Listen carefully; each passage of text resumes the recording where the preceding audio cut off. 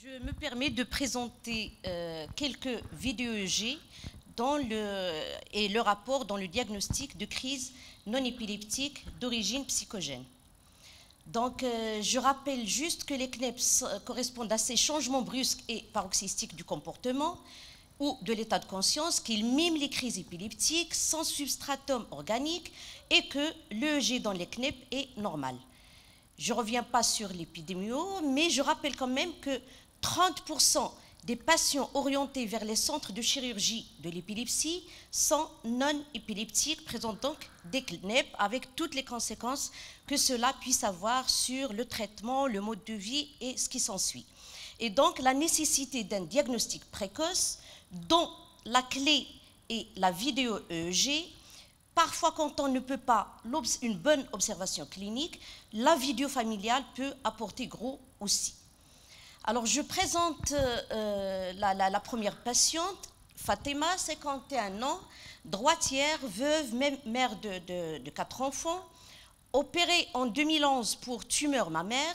3 mois après la mastectomie, elle commence à présenter des crises à type de fourmillement, puis déficit transitoire du membre supérieur droit, clonie de l'hémiphase, manifestations souvent précédées par des sensations de flottement dans le vide avec modification de l'environnement. Épisode court d'1 minute. La fréquence était de l'ordre de 2 à 3 par semaine en salve.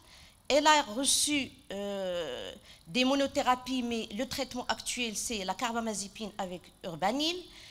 Elle a eu une amélioration pendant le premier mois, puis reprise de la même fréquence de crise qu'initialement, avec même une exacerbation récente avec des crises pluriquotidiennes, apparition de nouveaux signes sémiologiques.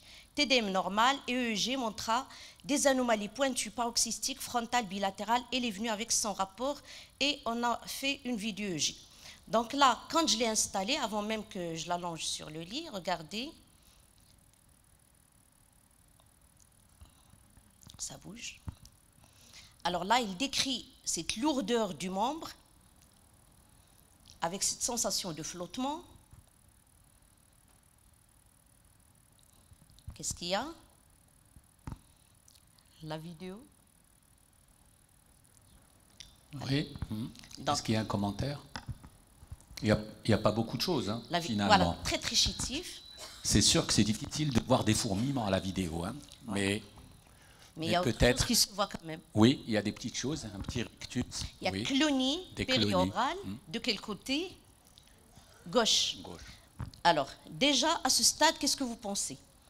J'ai un fourmillement avec clonie périorale.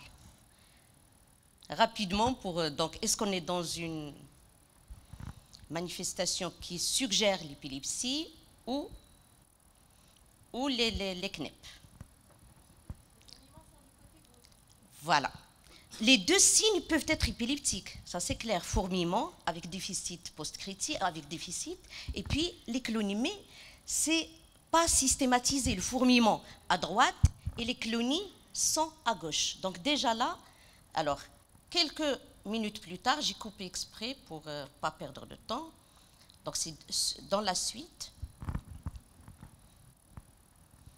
Pas de son. Alors c'est vraiment, là c'est dommage. C'est dommage de ne pas avoir de son. Il a qu'un imken le son. Parce que là je suis au maximum. أنا كان le son. خاص يكون le son بينا تضحك وخاصنا نعرفوا علاش تضحك وعلى من تضحك. الضحكة. ضحكة كبيرة.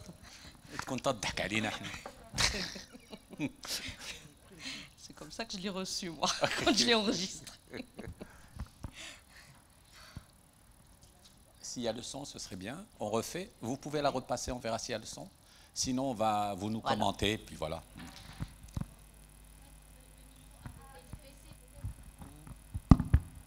Allez-y, repassez-la. Voilà. Ah bah, allez-y, mettez le micro juste. Alors c'est vraiment un éclat de rire. C'est à 3 reprises, elle s'éclate de rire sans contexte.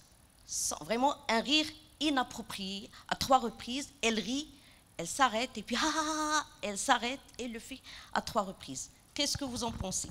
Vraiment, je suis en train de l'imiter, c'est ça. Qu'est-ce que vous en pensez?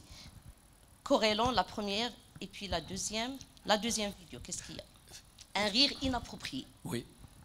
Ça La rappelle question, quoi? est-ce que c'est un rire épileptique Épileptique ou non ou pas? épileptique? Je pense qu'il faut le placer dans le contexte, effectivement, des fourmillements et des clonies, voir s'il y a une cohérence. Le sang.